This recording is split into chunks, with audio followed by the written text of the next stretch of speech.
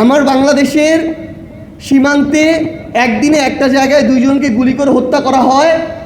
আমার দেশের পররাষ্ট্র মন্ত্রণালয়ের সরকার প্রধানের কোনো স্টেটমেন্ট তাদের কাছে পর্যন্ত পৌঁছায় না। তারা যে পরিমাণে মুসলিম বিদ্বেষ নিয়ে এসেছে, যে পরিমাণে জ্বালাও পোড়াও করছে, খুন করছে, মানুষকে নির্যাতন করাটাকে বৈধ মনে করছে, এটাকেও তারা যখন বৈধতা দিচ্ছে, আমরা একজন নাগরিক হিসেবে, প্রতিবেশী রাষ্ট্র হিসেবে এই ধরনের মানবতা বিরোধী যে অপরাধগুলো, এগুলোতেও আমাদের মতামত দেওয়ার মতো সাহসিকতা আমরা দেখাতে পারছি না। Head of news, head of multimedia, CEO তাদের মতো করে চললে হতো, তাদের কথা শুনলে হতো। আর এখনকার শর্ত হচ্ছে হাউজের সিইও থেকে শুরু করে head of news, head of multimedia প্রত্যেককে বিএনপির দলীয় হইতে হবে। এখনকার শর্ত হচ্ছে এই দলীয় হওয়ার পরও মন শান্তি হয় না, এবার ওই মিডিয়া হাউসের শেয়ার আমার এই নেতাকে দিতে হবে, তারপর শান্তি। তো আমরা এই তারা ভিতরে যে নতুন করে নীল নকশা করার চেষ্টা করছে, আমরা বরং এই নকশাটাকে খুব ওপেন মনে হয় আমাদের কাছে।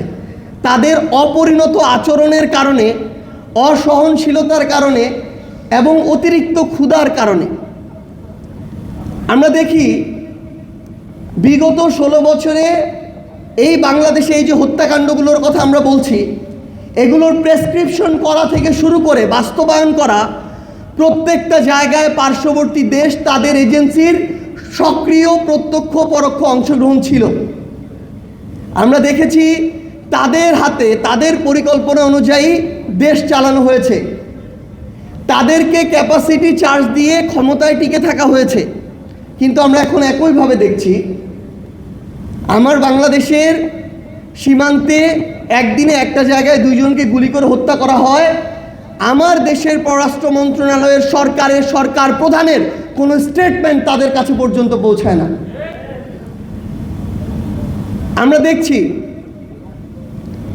ভারত কিংবা পশ্চিমবঙ্গ, সেখানে তারা তাদের বিজেপির রাজনীতি করছে, উগ্র সাম্প্রদায়িকতার রাজনীতি করছে, করুক।